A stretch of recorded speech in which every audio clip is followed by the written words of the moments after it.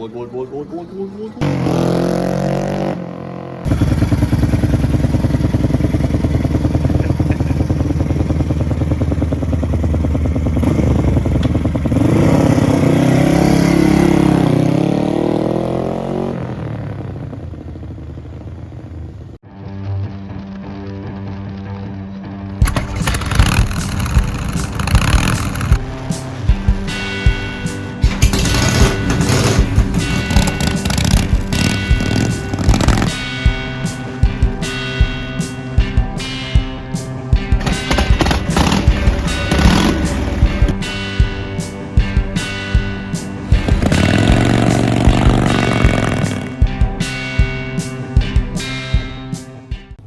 What's up, YouTube? So Yama's away for the weekend. It means you guys are stuck with me. I'm going to show you a little bit about what's going on today. Looks like something's in the truck. Could it be an Sl350? It looks to be. I just picked it up in Petaluma yesterday. The owner said that the motor was freshly rebuilt. He's had like 6 of these over the years, and this one just kind of like sat in his garage for a while. Super nice condition. You really don't find them like this, unmolested, minus the paint. The paint's cool, but it's obviously not stock Honda paint. He said he even had the tank boiled. It's lined on the inside. So yeah, I am super stoked on it. A few things missing. To be expected, but we got that at the shop, so that shouldn't be an issue. Yeah. So today we're gonna go drop that off at the shop, and then you guys might have already heard the plan, but we got an Evo Sportster the other day, a hardtail, and the owner told me that somebody had offered him a panhead as a trade, but his wife told him no more bikes, so he couldn't take the trade. But he was so nice enough to pass along that phone number to me, and I was able to follow up with the guy. It's not a panhead, but it's a 70 Shovelhead, and it's already hardtailed. It's got a lot of good parts on it, ratchet top, yeah, front spool, really nice front end. So I'm stoked on that. I'm gonna head down to San Jose in a little bit. Again, I'm by myself in the shop, so we got to figure out how to unload that, load up the new one, and then get down to San Jose. So stay tuned. Okay, so this is kind of what I gotta do. Yeah, I could like unload it on the ground and then bring it around the back, but our buddy Matt has these Rhino ramps, and it's like I have a 4-inch lift on my truck. Very nice. Let's roll this out.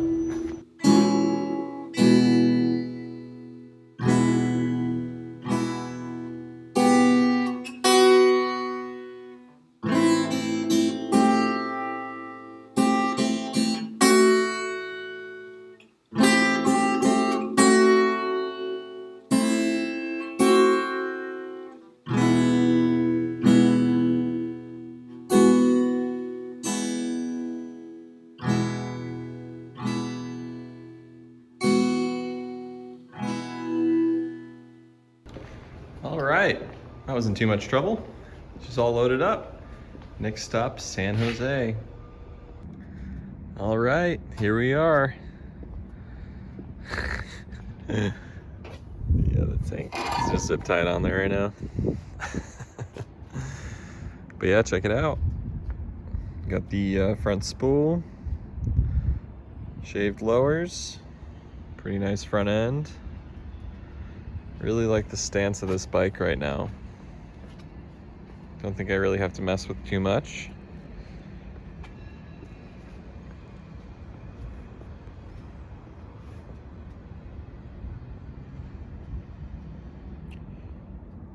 Yep, a lot of good stuff on here. Super excited to get it in the shop and hear this thing fire. Guy that I got from Chris said that the motor was rebuilt. It's pretty much just been sitting like this since he traded like an iron head for the motor and trans, and then got the frame from Texas. But yeah, just kind of been chilling, waiting for somebody to plumb it up and wire it up. So that's what I'm gonna do. Stay tuned. All right, it's a whole new month, and I'm up to my same old bullshit. So look what we got now. We got a 1972 Sl350. This one's actually a runner. I was just in Petaluma last night. The owner had this Z50, and he told me that if I was to do a top-end rebuild, that he'd take a lot off the price of the Sl350. So that's always it's always nice when it works out that way. Yeah, the Z50's running right now, but he had done a top-end rebuild with like a Chinese piston, Chinese head and cylinder. So he got a bunch of OEM stuff, and he wants me to do it for him. I'm happy to do. And yeah, check out this SL. It is bone stock. He even has the side covers in here, a bunch of extra parts. So I'm super stoked on this thing. Probably gonna be whipping this around the Bayview today. Maybe take it over to Candlestick Park. See if we can hit any sweet jumps. Yeah, Yama's still not here, so he can't tell me no.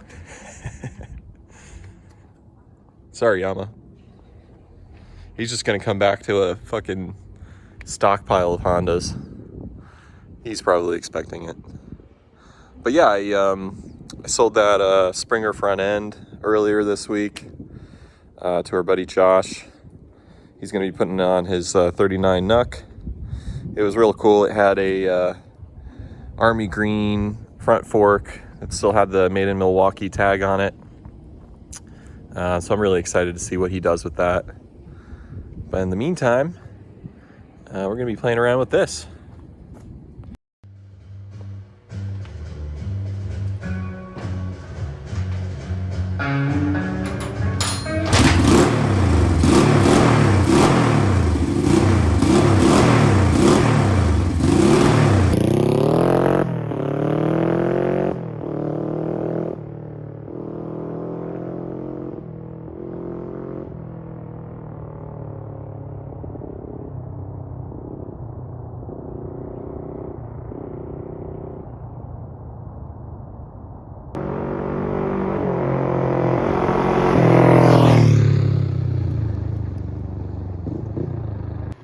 All right, so I just took this one on its maiden voyage. It's firing on both cylinders. Still has a little bit of an oil leak. It's coming from the shifter shaft seal, so we'll address that in a little bit. But for right now, it is just gonna sit there because I'm now turning my attention to this one. I think the plan is, I haven't talked to Yama about it yet, but knowing him, he'd be pretty fucking down for this. There's the Biltwell 100 coming up. These are both 1971 bikes, so unfortunately they're 1 year off making the vintage class, but there is a 71 to 90 dual shock class. We'd get our asses whooped, but I know we'd have a fun time.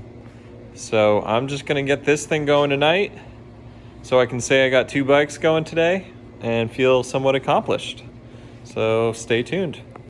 All right, so we just got it all timed. Electrical's all working good. I'm gonna leave the points cover off for now because I might have to mess with the gap or something. When I got this, it had the stator cover off, no oil in it. So we're gonna put some oil in it, put some gas in it, and then we're gonna try to fire it up. I think this is a good time to point something out. Whenever you're first putting gas, I know a lot of you guys are already gonna know this, but for the people that don't, first putting gas in something that has a bunch of air in the line, you get what's called airlock, and that's basically the pressure of the air has nowhere to go. So you have a couple of options in order to get that fuel to start flowing. You can put some like carb cleaner in here, starter fluid, and then kick it over, fire it up. The vacuum that's created will get that air out, and then gas should start flowing. The other option is to pull off your fuel line with the petcock open. That's a little bit more messy, but probably better for your carburetors and your motor. So you're not spraying in carb cleaner down the throat. But either way, the idea is to just get those air bubbles out, and then once the air bubbles are out, fuel should start to flow. So I want to know if anybody out there has ever done this vintage 100. I know I've got some friends telling me to do it. I don't have a lot of friends that have done it. So if you guys have done it, let us know in the comments what your experience was. We'd be very interested in learning all we can about it, so we're somewhat prepared. Like I was saying, the class that we're going to be in is a 1971 to 1990. So we're going to be the oldest possible bikes in that class, which I think is kind of cool. We obviously won't be trying to go super fast. I think we'll stay together as a pack. Trying to talk our buddy Colin into it right now. So yeah, let us know what your experience was, if you've ever done it, or if you've ever gone to spectate. It sounds like a good time. I'm super stoked. I have no idea where our funnels are.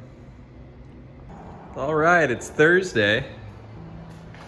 Got another bike in the back of the truck, but we're not gonna worry about that right now. The iron head, for some reason, doesn't have any spark. We're not gonna worry about that right now. I need to take this apart and get the frame ready for the swap meet. We're not gonna worry about that right now. Instead, we're gonna be focusing on this guy. Let's see if we can get it fired up.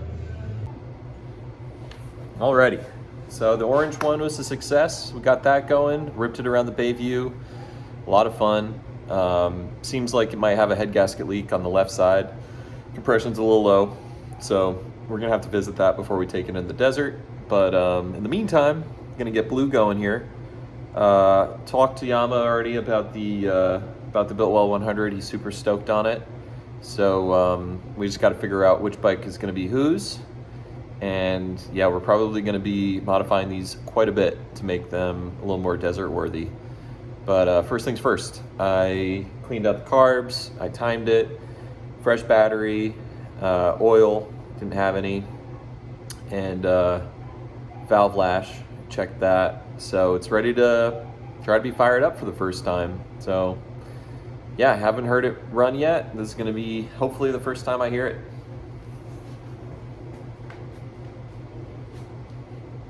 Let's see.